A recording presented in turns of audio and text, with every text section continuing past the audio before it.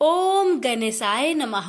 प्यारे भक्तगणों, आज आप सभी श्रवण करेंगे बुधवार की व्रत कथा। बुधवार के दिन भगवान गणेश की पूजा की जाती है। आपको बता दे कि बुधवार को भगवान गणेश के अलावा बुध देव की भी पूजा की जाती है। मान्यता है कि बुधवार का व्रत करने से धन धान्य में कमी नहीं रहती। जो भी भक्त बुधवार के दिन श्रद्धा भक्ति के साथ इस व्रत को रखते हैं और इन कथाओं को पूरा श्रवण करते हैं, उसकी सभी मनोकामना गणेश भगवान बुध देव अवश्य पूरा करते हैं। आइए श्रवण करते हैं बुधवार व्रत कथा। पौराणिक ग्रंथों में बुधवार के व्रत की कथा कुछ इस प्रकार है।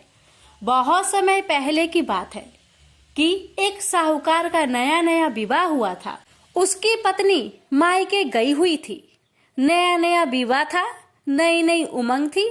साहूकार का परिवार भी कुछ खास बड़ा नहीं था। जो रिश्तेदार थे उनके घर बहुत दूर थे। अब साहूकार को अकेलापन खाए जा रहा था। उससे रहा न गया और साहूकार जा पहुंचा ससुराल। साहूकार की बड़ी आव भगत हुई, लेकिन ससुराल में तो अपनी पत्नी से खुलकर बात करना दूर, सूरत देखना तक मुश्किल हो रहा था। अगले ही दिन साहूकार ने कह दिया कि विदाई की तैयारी कर लीजिए, हमें निकलना है। अब संयोगवश वह दिन था बुधवार का। सास ससुर ने समझाने का बहुत प्रयास किया कि बेटा, आज बुधवार का दिन है, इस दिन बेटी की विदाई नहीं करने का रिवाज है। लेकिन साहूकार नहीं माना और कहा, मैं इस सब बातों को नहीं मानता, आप हमें जाने का आशीर्वाद दीजिए। अब अपने दामाद के आगे सास ससुर की कहाँ चलने वाली थी। मन मसोर कर तैयारी करनी पड़ी। बेटी की विदाई कर दी गई। अब चलते चलते रास्ते में साहूकार की पत्नी को प्यास लग जाती है। साहूकार जैसे पानी लेने के लिए जाता है तो वापस आते ही उसकी हैरानी का कोई ठिकाना नहीं रहता। अपने ही हमशक्ल को गाड़ी में पत्नी के बगल में बैठे देखता है। उसकी पत्नी भी एक शकल के दो दो व्यक्तियों को देखकर परेशानी में पड़ गई कि उसका पति कौन सा है। जैसे ही साहूकार ने पत्नी के पास बैठा व्यक्ति से पूछा कि वह कौन है, तो वह पलटकर जवाब दिया कि भैया, मैं तो फला नगर का साहूकार हूँ और फला नगर से अपनी पत्नी को ले जा रहा हूँ। तुम बताओ, तुम कौन हो जो मेरा भेष धरकर यहाँ तक कबाब में हड्डी बनने के लिए आधम के हो। ऐसे बहसबाजी करते करते दोनों में झगड़ा बढ़ गया। झगड़े को देखते हुए राज्य के सिपाही वहां आ पहुंचे और साहूकार को पकड़ लिया। अब सिपाही भी चक्कर में कि दोनों की शक्ल एक समान है। उन्होंने साहूकार की पत्नी से पूछा कि उसका पति इनमें से कौन सा है। वह बेचारी क्या जवाब देती। तब साहूकार ने हाथ जोड़ लिए और भगवान से विनती करने लगा कि हे भगवान, यह आपकी क्या माया है। तभी आकाशवाणी हुई कि मूर्ख, याद कर कुछ देर पहले ही तूने अपने सास ससुर की आज्ञा ना मानकर भगवान बुध का अपमान किया और बुधवार के दिन तू अपनी पत्नी को लेकर चल पड़ा, जबकि तुझे इस दिन गमन नहीं करना चाहिए था। यह स्वयं बुध देव है जो तुम्हें सबक सिखाने के लिए तुम्हारे भेष में है। तब साहूकार ने कान पकड़कर माफी मांगी और आगे से कभी भी ऐसा न करने का वचन किया और बुधवार को नियम पूर्वक व्रत पालन करने का संकल्प किया। तब जाकर साहूकार के रूप में प्रकट हुए बुध देवता अंतर्ध्यान हो गए और साहूकार अपनी पत्नी को लेकर घर जा सका। इस घटना के पश्चात साहूकार और उसकी पत्नी दोनों नियमित रूप से बुधवार का व्रत पालन करने लगे। मान्यता है कि जो भी व्यक्ति इस कथा को कहता है या सुनता है या फिर पढ़ता है, उसे बुधवार के दिन यात्रा करने से किसी तरह का दोष नहीं लगता और समस्त सुखों की प्राप्ति होती है। बुध ग्रह की शांति और सर्व सुख के इच्छुक स्त्री पुरुष बुधवार के इस व्रत को कर सकते हैं। ज्ञान, बुद्धि, कार्य, व्यापार आदि में उन्नति के लिए भी बुधवार का व्रत बेहद शुभ और फलदायी माना जाता है। बुधवार के दिन बुध देवता के साथ साथ भगवान गणेश जी की भी पूजा का विधान है। प्रेम से बोलिए बुध देवता की जय। आइए आप श्रवण करते हैं बुधवार गणेश जी की व्रत कथा। जय माता दी। नमस्कार दोस्तों, स्वागत है आप सभी का हमारे YouTube चैनल पर। ओम गणेशाय नमः। आप सभी पर गणेश जी की कृपा, रिद्धि सिद्धि माता की कृपा सदा बनी रहे। प्यारे भक्तगणों, आज मैं आप सभी को सुनाऊंगी गणेश जी की कथा। कथा इस प्रकार है। एक गांव था जिसमें एक सेठ जी अपने परिवार के साथ रहते थे। सेठ जी के गांव के पास के शहर में एक बड़ा व्यापार था। सेठ जी गणेश जी की पूजा श्रद्धा एवं विश्वास से करते थे, जिससे सेठ जी के घर में अन्न धन के भंडार सदा भरा रहता था। उनके जीवन में किसी प्रकार की कोई भी कमी नहीं थी।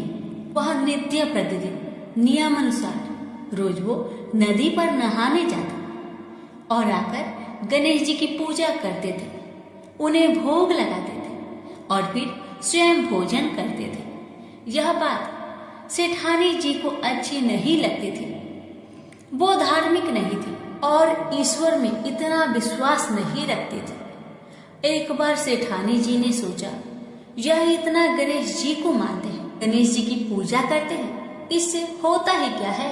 आज तो देखती हूँ वो कैसे गणेश जी की पूजा करते हैं।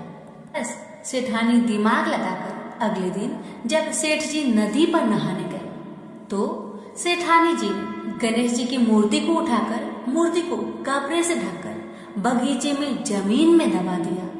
जब सेठ जी नदी से नहा कर आए तो घर में देखते हैं कि गणेश जी की मूर्ति तो है नहीं।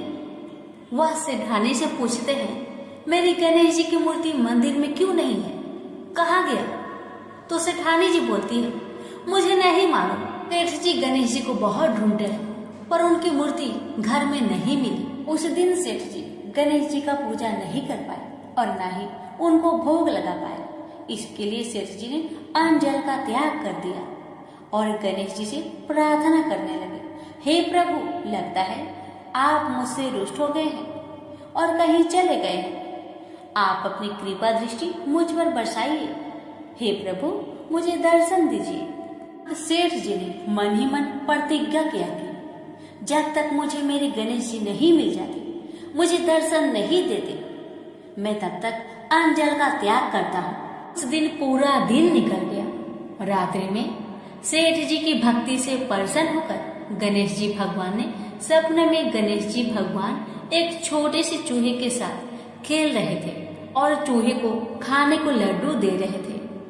चूहा लड्डू लेकर बगीचे में जाता है और जमीन को खोदता है और लड्डू वहीं डाल देता है। अचानक सेठ जी की नींद खुल जाती है। सेठ जी बगीचे में जाते हैं और वहीं खोदने लगते हैं जहाँ पर उन्होंने चूहे को सपने में लड्डू दबाते हुए देखा था। ठीक वहीं पर खोदते हैं।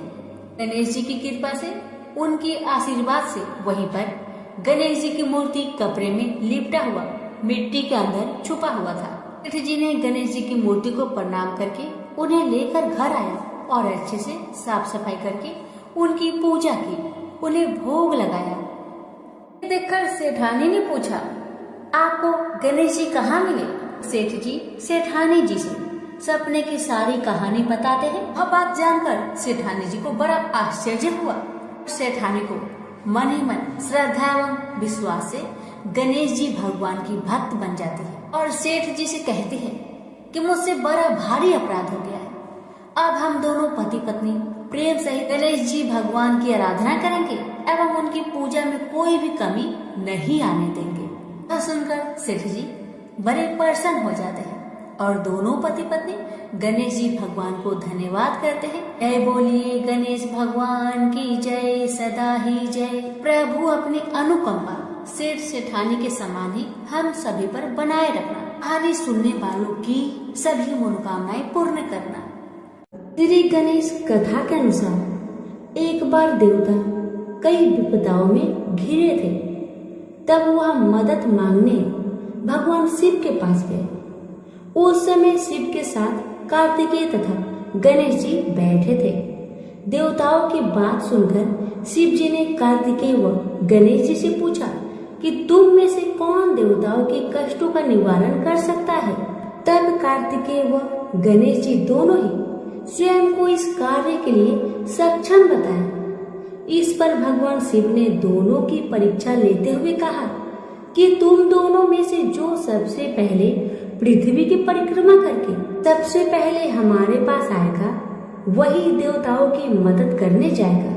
भगवान शिव के मुख से यह वचन सुनते ही कार्तिकेय जी अपने वाहन मोर पर बैठकर पृथ्वी की परिक्रमा के लिए निकल गए, परंतु गणेश जी सोच में पड़ गए कि वह चूहे के ऊपर चढ़कर सारी पृथ्वी की परिक्रमा करेंगे तो इस कार्य में उन्हें बहुत समय लग जाएगा। तभी उन्हें एक उपाय सूझा। गणेश जी अपने स्थान से उठे और अपने माता पिता की 7 बार परिक्रमा करके वापस बैठ गए। परिक्रमा करके लौटने पर कार्तिकेय स्वयं को विजेता बताने लगे। तब शिव जी ने श्री गणेश जी से पृथ्वी की परिक्रमा ना करने का कारण पूछा। तब गणेश जी ने कहा, माता पिता के चरणों में ही समस्त लोक बसा है।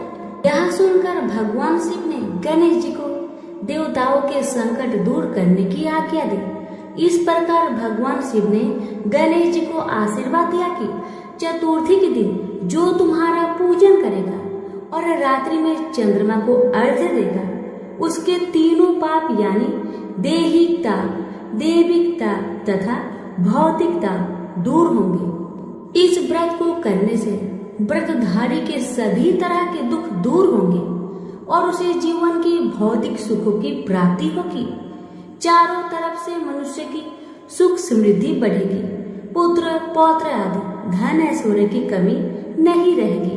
प्रेम से बोलिए गणेश भगवान की जय, कार्तिकेय जी की जय, उमापति शंकर भगवान की जय। एक बार की बात है कि भगवान गणेश एक बार छोटे बालक का रूप धरकर पृथ्वी पर गए और वहां उन्होंने सोचा कि मैं लोगों का परीक्षा लूंगा, इस धरती पर कुछ धर्म कर्म है भी या नहीं।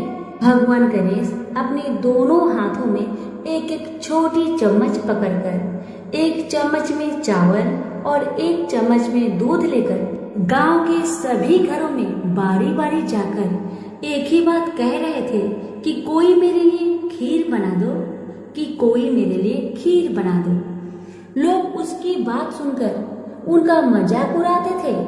सब गांव वाले उनसे कहते कि ए बुद्धू बालक, क्या कभी एक चम्मच चावल और एक चम्मच दूध से खीर बना है जो तुम घर घर घूमकर चिल्ला रहे हो कि मेरे लिए कोई खीर बना दो, कि मेरे लिए कोई खीर बना दो। ऐसा कह कहकर गांव वाले भेष रूपी गणेश जी का मजाक उड़ा रहे थे। भगवान गणेश गांव वालों की बातें सुनकर आगे बढ़ जाते हैं। ऐसे ही वह पूरे गांव में चलते चलते बालक आखिर में एक बुढ़िया माई के पास पूछते हैं। वहां बहुत से बच्चे खेल रहे होते हैं और बुढ़िया माई बैठी बैठी बच्चों के खेल को देख रही होती है। गणेश जी महाराज ने वहां जाकर कहा, बुढ़िया माई, ये चावल और दूध से मेरे लिए खीर बना दोगी क्या? छोटे से बालक की बातें सुनकर बुढ़िया माई ने हंसकर मजाक करते हुए कहा, बेटा खीर तो मैं बना दूंगी, लेकिन मुझे भी खीर देना होगा। भेष रूपी गणेश जी ने कहा, जरूर अम्मा, आपको मैं जरूर दूंगा, सब बच्चों को भी दूंगा। तुम चिंता मत करो बूढ़ी अम्मा, बस अपने घर में जाओ और जो सबसे बड़ा बर्तन हो उसे बाहर लेकर आओ। बूढ़ी माई ने बच्चे की कहे अनुसार घर के सबसे बड़े बर्तन को लेकर बाहर आए। घर के बने गणेश जी ने कहा, माँ इतनी छोटी सी भिगोनी सी क्या होगा, कोई इससे भी बड़ा बर्तन लाओ, उसमें खीर बनाना। बुढ़िया माई फिर से एक बहुत बड़ा बर्तन लेकर आई, उसमें दूध और चावल डलवा दिए और चूल्हे पर खीर बनाने के लिए रख दिया गया।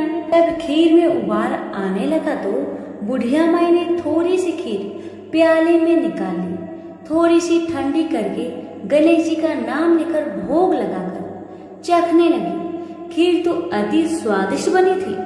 बुढ़िया माई ने बालक से कहा, ले बेटा खीर बन गई है, अब तुम खा लो। उसके बेटे ने कहा, माँ खीर से तो मेरा पेट भर गया, अब आप खाओ और इन सब बच्चों को खिला दो। बुढ़िया माई ने कहा, बेटा तूने खीर तो नहीं खाई, फिर पेट कैसे भर गया? बालक ने कहा, आपने मेरा प्रेम से नाम लेकर दरवाजे के पीछे खड़े होकर खीर खाई थी, उससे मेरा पेट भर गया। बुढ़िया माई समझ गई कि यह बालक तो भगवान गणेश का ही रूप है। वह खीर सभी बच्चों को खिला दी जो वहां खेल रहे थे, उन्हें भी खिलाई, तो भी बर्तन भरा हुआ था। अब गांव के सभी लोगों को बुला बुला कर बुढ़िया माई ने खीर खिलाई तो सभी सोच में पड़ गए कि इस गरीब बुढ़िया के पास इतनी सारी खीर कहाँ से आई। अंत में बुढ़िया माई को गणेश जी ने आशीर्वाद दिया कि और जो खीर बच गई है उससे तुम घर में पीछे खारा खोदकर गाड़ो। फिर कुछ दिन बाद वो खीर सोना बन गई। बुढ़िया माई अब तो आनंद और ठाट बाट से रहने लगी। गणेश जी की कृपा से बुढ़िया की सारी दुख तकलीफ समाप्त हो गई। प्रेम से बोलिए गणेश महाराज की जय। एक बार गणेश जी महाराज एक सेठ जी के खेत में से जा रहे थे तो उन्होंने 12 दाने अनाज के तोड़ लिए।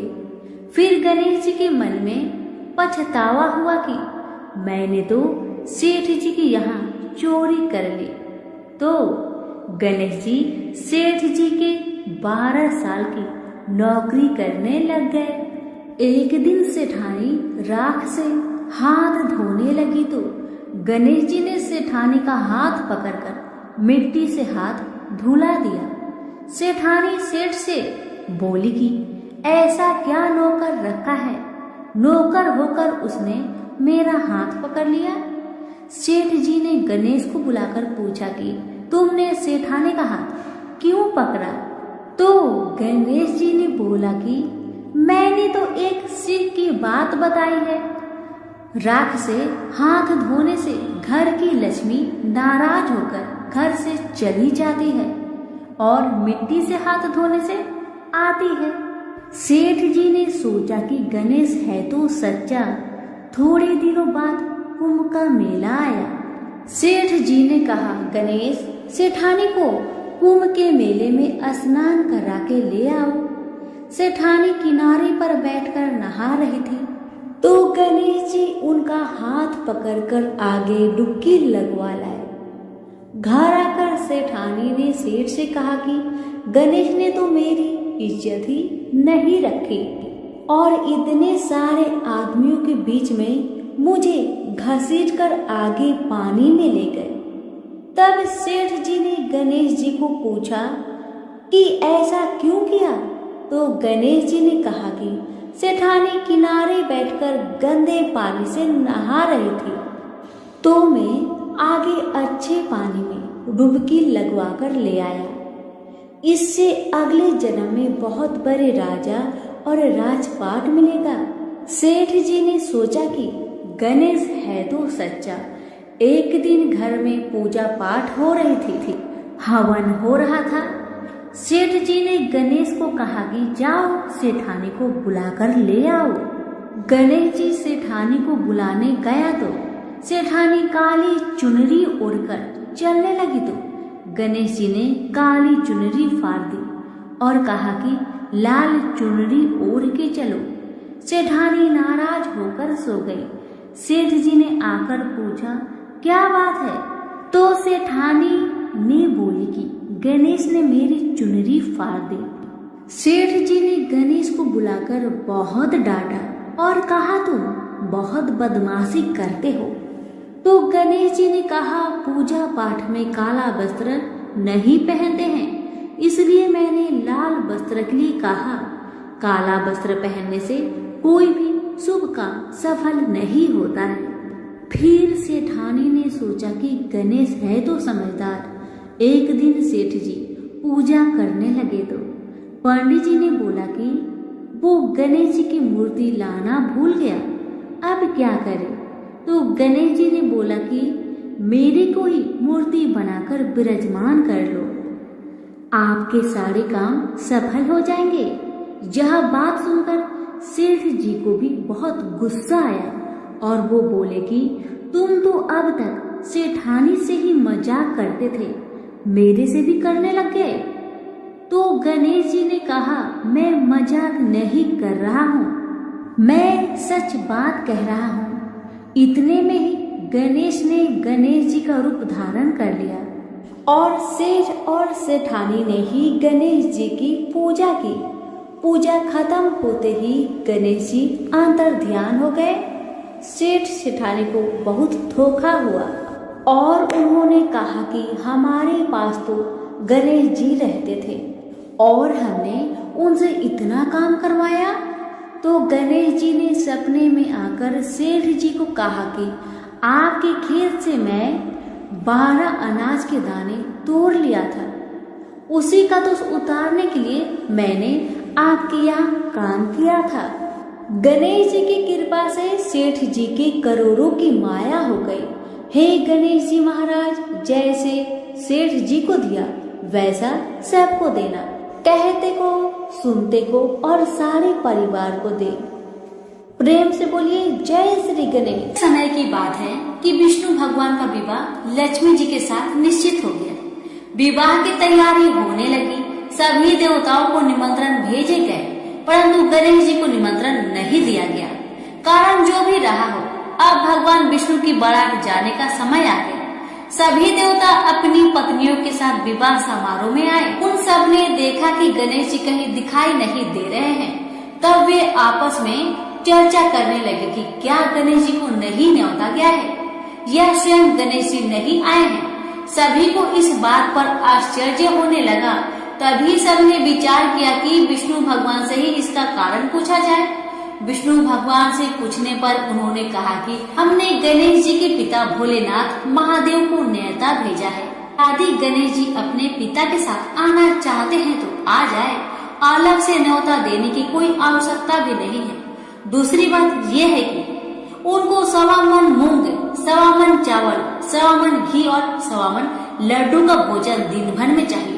यदि गणेश जी नहीं आएंगे तो कोई बात नहीं, दूसरे के घर जाकर इतना सारा खाना पीना अच्छा भी नहीं लगता। इतनी बात तक कर ही रहे थे कि किसी एक ने सुझाव दिया, यदि गणेश जी आ भी जाए तो उनको द्वार पर बनाकर बैठा देंगे कि आप घर का ध्यान रखना। आप तो चूहे पर बैठकर धीरे धीरे चलोगे तो बारात से बहुत पीछे रह जाओगे। यह सुझाव भी सबको पसंद आ गया। तो विष्णु भगवान ने भी अपनी सहमति दे दी। होना क्या था, इतने में ही गणेश जी वहां आ पहुँचे और उन्हें समझा बुझाकर घर की रखवाली करने बैठा दिया गया। बारात चल गई। तब नारद जी ने देखा कि गणेश जी तो दरवाजे पर ही बैठे हुए हैं। तो वे गणेश जी के पास गए और रुकने का कारण पूछा। गणेश जी कहने लगे कि विष्णु भगवान ने मेरा बहुत अपमान किया है। नारद जी ने कहा कि आप अपनी मूषक सेना को आगे भेज दीजिए तो वह रास्ता खोद देगी, जिससे उनके वाहन धरती में धंस जाएगी। तब आपको सम्मान पूर्वक बुलाना ही पड़ेगा। अब तो गणेश जी ने अपनी मूषक सेना जल्दी से आगे भेज दी और सेना ने जमीन पोली कर दी। जब बारात वहां से निकली तो रथों के पहिए धरती में धंस गए। लाख कोशिश करे परंतु पहिए न निकले। सभी ने अपने अपने उपाय किए परंतु पहिए तो नहीं निकले, बल्कि जगह जगह से टूट गए। किसी की समझ में नहीं आ रहा था कि अब क्या किया जाए। तब तो नारद जी ने कहा, आप लोगों ने गणेश जी का अपमान करके अच्छा नहीं किया। यदि उन्हें मनाकर लाया जाए तो आपका कार्य सिद्ध हो सकता है और यह संकट टल सकता है।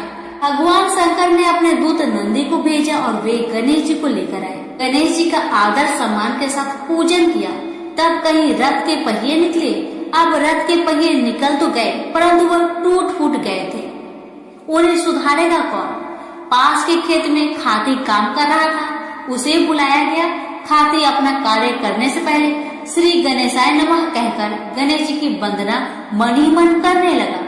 देखते ही देखते खाती ने सभी पहियों को ठीक कर दिया। तब खाती कहने लगा कि देवताओं, आपने सर्वप्रथम गणेश जी को नहीं मनाया होगा और न ही उनका पूजन किया होगा, इसलिए तो आपके साथ यह संकट आया है। हम तो मूर्ख अज्ञानी हैं, फिर भी पहले गणेश जी को पूजते हैं, उनका ध्यान करते हैं। आप लोग तो देवतागण हैं, फिर भी आप गणेश जी को कैसे भूल गए? अब आप लोग भगवान श्री गणेश जी की जय बोलकर जाए तो आपके सब काम बन जाएंगे और कोई संकट भी नहीं आएगा। ऐसा कहते हुए बारात वहाँ से चल दी और विष्णु भगवान का लक्ष्मी जी के साथ विवाह संपन्न करा के सभी सकुशल घर लौट आए। हे गणेश जी महाराज, आपने विष्णु को जैसे कारज सरियो ऐसा कारज सबका सिद्ध कर जो। बोलो गजानन भगवान की जय। बुधवार 40। जय गणपति सद्गुण सदन कविवर बदन कृपाल, विघ्न हरण मंगल करण जय जय गिरिजालाल। जय जय गणपति राजू मंगल भरण करण शुभ काजू, जय गज वदन सदन सुखदाता विश्व विनायक बुद्धि विधाता। बकर टोंडे सूची सुंडे सुहावन, तिलक त्रिपुंडे भाल मन भावन। राजित मणि मुक्तन उर्माला, स्वर मुकुट सिर नयन विशाला। पुस्तक पानी कुठार त्रिशूलंग, मोदक भोग सुगंधित फूलंग। सुंदर पीताम्बर तन साजित, चरण पादुका मुनि मन राजित। धनि शिव सुवन सदानन व्राता, गौरी लल्लन विश्व विधाता। रिद्धि सिद्धि तौ चवर डुलावे, मूषक वाहन सोहत द्वारे। कहो जन्म शुभ कथा तुम्हारी, अति सूचि पावन मंगलकारी। एक समय गिरिजा राजकुमारी, पुत्र हेतु तप की निभारी। भयो यज्ञ जब पूर्ण अनुपा, तब पहुँचियो तुम धरि द्विज रूपा। अतिथि जाने के गौरी सुखारी, बहु विधि सेवा करी तुम्हारी। अति प्रसन्न है तुम बर दीन्हा, मातु पुत्र हित जो तप किन्हा। मिलही पुत्र तुम्हें बुद्धि विशाला, बिना गर्भ धारण यही काला। गजनायक गुण ज्ञान विधाता, पूजित प्रथम रूप भगवाना। असकहि अंतर्धान रूप है, पालना पर बालक स्वरूप है। बनी शिशु रोदन जब ही तुम ठाना, लखी मुख सुख नाही गौरी समाना। सकल मगन सुख मंगल गाही, नभते सूरन सुमन वर्षवाही। शंभु उमा बहुदान लुटा वाही, सुर मुनि जन सुत देखन आही। लखियति आनंद मंगल साजा, देखन भी आए सनी राजा। निज अवगुण गुण सनी मन माही, बालक देखत चाहत नाही। गिरिजा कुछु मन भेद बधाओ, उत्सव मोर न सनी तू ही भाओ। कहत लगे सनी मन सकुचाई, कहत करी हो शिशु मोहि दिखाई।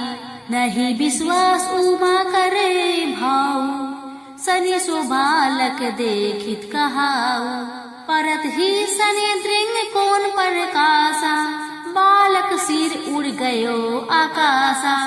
गिरिजा गिरी विकल है धारिणी, सो दुख दशा गयो नहीं वरनी। हाहाकार मचियो कैलासा, सनी किन हो लखी सुत को नासा। तुरंत गरुड़ चढ़ी विष्णु सिधाए, काटी चक्र सो गज सिरि लाए। बालक के धर ऊपर धरियो, प्राण मंत्र पढ़ शंकर डारियो। नाम गणेश शंभु तब कीन्हे, प्रथम पूज्य बुद्धि निधि वर दीन्हे। बुद्धि परीक्षा जब शिव किन्हा, पृथ्वी की प्रदक्षिणा लिन्हा।